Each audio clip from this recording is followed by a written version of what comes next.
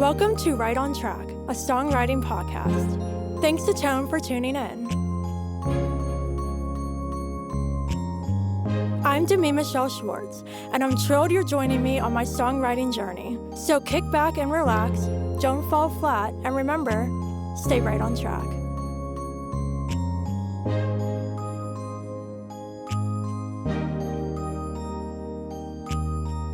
Hey everyone, welcome back to Right on Track. Joining me on the show today for a conversation is Brook Ellingworth. Hi, Brook. Hey, it's good to be here. It's so great to have you. How are you doing today? Oh, I'm doing great, thanks. I'm doing great. How are you doing? I'm fantastic. I'm so excited to have you on the show. We have lots to chat about, but first, I would love for you to share with the listeners a little about yourself and your journey in music so far. Sure. Yeah. I'm a British country musician, singer and songwriter. I'm from Oxford, England, and I spend a lot of time bouncing back and forth from Nashville. And I've been releasing some music over the last few years, and I just released my debut album February 28th. It's called Roll the Dice. And I just got back from a trip from Nashville. I was out there for 5 weeks, just pushing it, promoting it, launching it. And yeah, it was incredible. That's so awesome, and we will be chatting more about your album later on. But I think it's really interesting how you have this love for country music as a British artist and as a country artist. So how do you find that your, background being a British artist and being a country artist, how do you feel those blend together and give you a unique sound? So when I was growing up, I grew up listening to country music, and I also grew up listening to a lot of singer-songwriter stuff and a lot of rock and roll. And I was a rock and roll artist when I was a kid and through my teens and whatnot, and landed in the country career in like 2017. I don't think that it's not authentic. I think that what I'm doing is very authentic just because I've grown up on it and the way I've been brought up. But the way that my sound is unique being British, I'm not entirely sure, because most people when they see me play, they think I sort of sound American when I'm singing, and then they hear me speak afterwards. But the sound itself with the music, it's got all these elements from country and rock and roll and the singer-songwriter stuff and southern rock, and it's a mix, and then that's what has created the country music that I write. Yeah, I love that so much, and it's super funny you mentioned sounding American because when I listen to your songs, you definitely sound American, and it's really funny because I feel like there's other artists too. Jessie J is one that's coming to mind. Like, I did not know she has such a strong British accent until I like heard her speak, because she does not have the accent when she's singing. So I think it's really funny how the accent kind of goes away a little bit when you're singing, but when you're talking, it's definitely there. Yeah, yeah, no, it is. It is. It does definitely go away, and that's just the way I naturally sing. Like, I've never tried to put anything on or try and sound like someone else. It's just when I found my voice, that was my voice.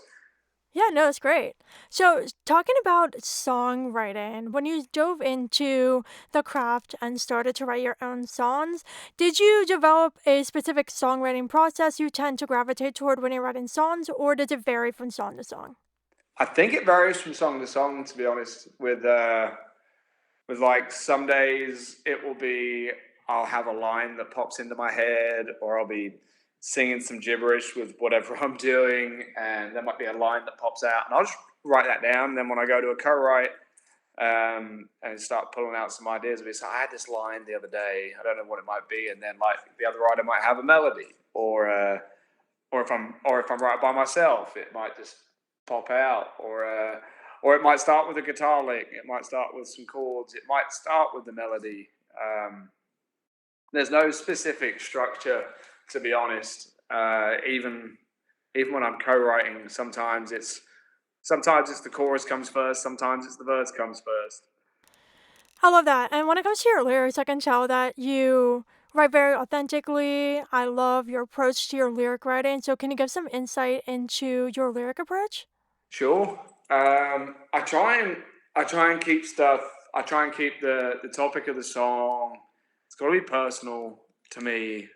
It has to have some sort of roots throughout an experience or somebody uh, or feelings, and I try and make the songs universal in a way, so that, well, more relatable.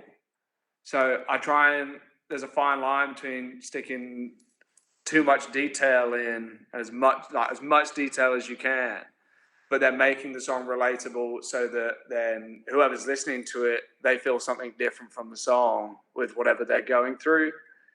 So yeah, it's just there's always just trying to figure out figuring those little routes out and those little roads between the lines. Yeah, I love that so much. And I think that's definitely the way to approach songwriting because when you have the personal quality, the authentic quality of the song, that makes it genuine to you, but you're also being mindful of a universal quality, making it relatable. So when someone listening doesn't have your exact same experience, but they can still relate to it, they can connect to that song. So I think that balance between personal and relatable and universal is super, super important. So before we chat about your album Roll the Dice, you did mention that you go back and forth to Nashville and you were just there. Do you have any favorite memories from your trips to Nashville? I've got a ton of them. My most favorite now has got to be my album launch that I did on this last trip to.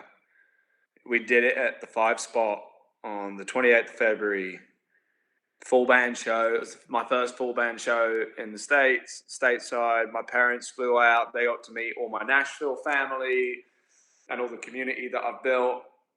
It was just the most magical night. It's probably the best night I've ever had. And yeah, that one's definitely top on my list now. And then some other fond memories would be down at a friend's river house, which is like the perfect sanctuary for me. You know, you're right on the river, you're surrounded by trees. There's no phone service. Everyone's super friendly that's nearby. And there's so many great songs that can be written down there and that have been written down there. Perfect. Love it so much. So now let's chat about your album, Roll the Dice. So I'm going to have you give a little track by track and share the inspiration for each song. But first, looking at it as a whole, what inspired this project? It felt like it was the next step in my career. I had an EP before, and then 2023, I think it was August 2023, I recorded two songs out in Nashville over at Curve Studios with my producer, Jake Bones. I did Like It Was the First Time and Road of Yesterday. Like It Was the First Time came out April 24. Road of Yesterday didn't make it as a single. And then I was just like, right, what's the goals for what's the next thing that's coming? And I was like, I've been itching to do an album for so long, and there's tracks off of the acoustic EP, and there was all these new songs, or well, not no songs that have been cut yet that I've been playing live and working up live for so long. Perfect. Love it. So let's hear a track by track now. So if you can list the songs and briefly share the inspiration behind each. Sure thing. So it kicks off with Roadmap to Your Heart. And Roadmap to Your Heart, I wrote with a really good buddy of mine, George Huxtable. And what we did with that is that it's a story about a boy and a girl, and the boy doesn't want to mess this go again. He doesn't want to mess love up with this specific person, and there's something that he doesn't. There's something about him that he doesn't know how to do it, or he doesn't know how to pursue it. So he's asking her, "Show me the roadmap to your heart. You know, show me the way. Show me how to do these things, so I don't lose you." Roll the Dice. I wrote with a great buddy of mine called Jason Rettig. We've wrote a bunch together. Title track of the record, um, Roll the Dice was about how love can be a gamble. and it all came from a line from a conversation that I had with my dad. And yeah, I bought it that first co-write that we ever had together, and it just clicked straight away, and the whole gamble on love. If you should, if you should put everything on that person, if you should risk stuff, if you should go after them. Truck Stop was my first ever co-write. Literally my first ever co-write, and it was in Nashville, and it was with this songwriter called Greg Crow, and it's a story about a boy and a girl that are madly in love. They're in this small town, and the girl's got these big dreams of going off to LA and becoming this actress or singer or dancer, whatever it might be. Um, didn't Doesn't come from much, so they save up as much money as she can from her job at the diner, and they're fixing up this old truck on the side of things. And she finally saves up enough, and she gets to go. So she chases her dreams, but she's leaving the boy back home heartbroken, and he just wants her back so bad. So instead of us writing the song as if he was singing to the girl, we had it as if the boy's singing to the truck to stop and turn around. Road of Yesterday, like I said, I wrote that with Jason as well, with Jason Reddick. Wrote that with him in 2023, and it's probably the hardest song I've ever had to write. I had a loss in my life beginning of that year, and when we sat down to write, that's what came out. It's the biggest heartbreak that I'd ever experienced, and that is what came out on that day. And Jason could also relate, so we sat down to write this really positive song, and it ended up being the most heartbreaking song and hardest song to write that I'd ever have. But we wanted to relate it. We wanted to make it relatable, as we spoke about before. So we didn't speak about too many specifics, just enough detail to make it tasteful and to paint a picture. Like it was the first time, I wrote that by myself, and that came off the back of a short romance that never lasted, and I never saw that person again. And I wrote the song about going back in time to the moment, to that first kiss that you have with the person that changed your life forever. If it's your partner now, or they're at home or a different country, or maybe it was the one that got away. That whole song is about going back to that moment and just experiencing it all again, and feeling how the air feels, and reliving that memory. Married for One Night. That's a great song. That's one of my favorite songs on the record. That one was inspired by a similar situation, and I was in a bar on a date, and we were playing pool, and this girl comes over and she goes, "Are you guys married?" And we sort of rolled with it through the night, and everyone that we met through the rest of the night asked if we were married, and we kept playing with it. And anyway, things didn't work out with any of that, and I was doing the songwriting exercise at the time with a buddy, and I ended up with this idea, and I rolled with it, and then I took it to a co-write with Hux, and we wrote the bridge together on it. He was like, "Dude, this sounds great. Let's absolutely finish this song off."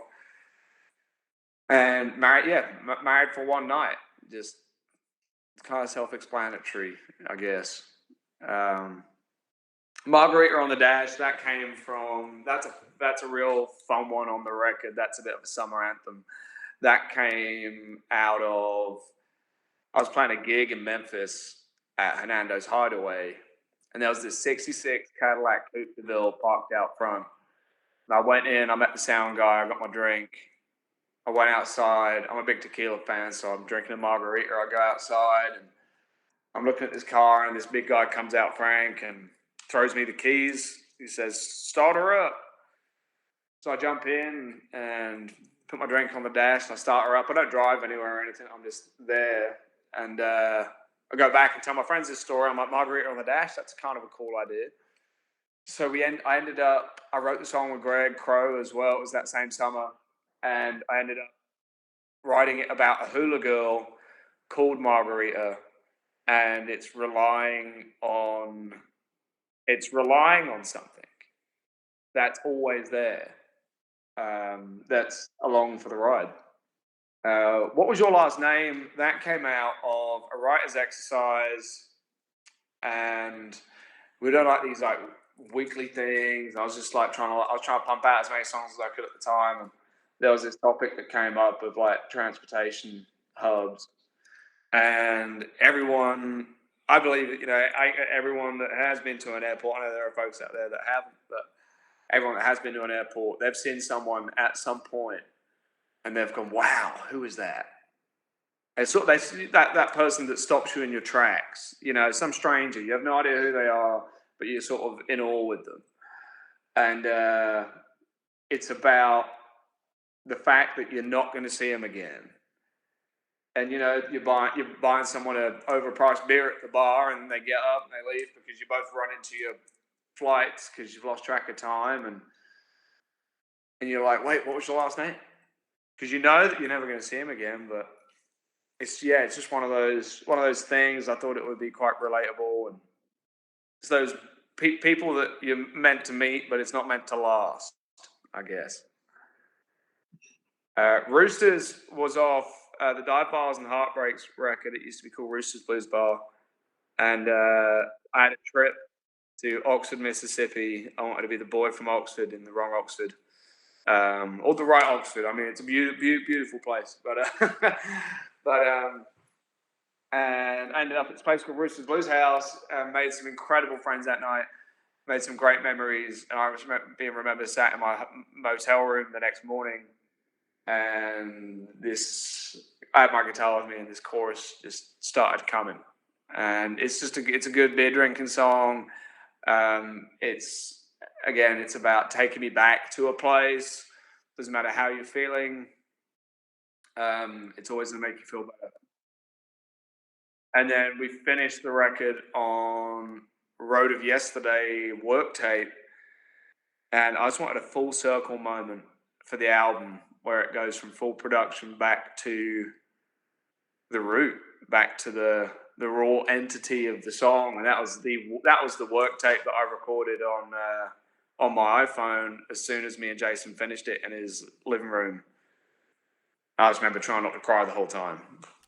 Awesome. Well, I loved hearing all the inspirations behind the songs and getting some insight into inspire them and some of your favorites as well. And before my wrap up question, I have a fun question for you. So I love how you chose one of the song titles for the album title. I personally haven't done this yet. All of my albums and my EPs, they have different titles that aren't titles of songs. Some of them are like lyrics from songs, but I always think it's really interesting when artists look at a song title and they're like, that's the title of the album. So for you, why did Roll the Dice feel like the best title for this album?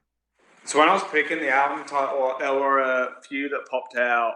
Um, One of them was Road of Yesterday, but I didn't want it to be looking back at the past. I wanted it to be looking forward.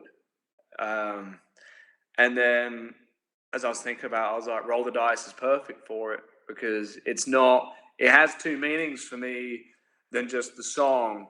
Rolling the dice is me rolling the dice on this career. It's rolling the dice on the album, this path that I've decided to take in life, the songs that I put on the record.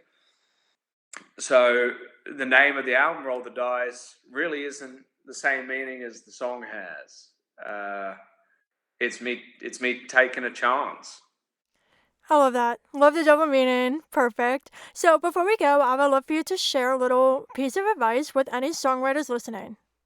Write as much as you can and as frequent as you can, but don't beat yourself up if nothing's sticking, because it will eventually. You can kind of have this picture your brain as a hard drive, and sometimes it's a bit empty, and you just got to keep plugging away, and just getting as much in as you can, and then all of a sudden it's just going to explode, and everything's going to come out. And just try and make everything, or as much as you can, try and make it relatable to the listener. Fabulous. Perfect. Well, thank you so much for joining me. Can you share with everybody where they can connect with you online and listen to your music? Absolutely. All the socials is Brook Ellingworth Music. Website is brookellingworth.com. And you can find me on all streaming platforms everywhere at Brook Ellingworth. Fabulous. Well, thank you for joining me, listeners. I hope you enjoyed this chat with Brook Ellingworth. And of course, until next time, stay Stay right right on on track. track.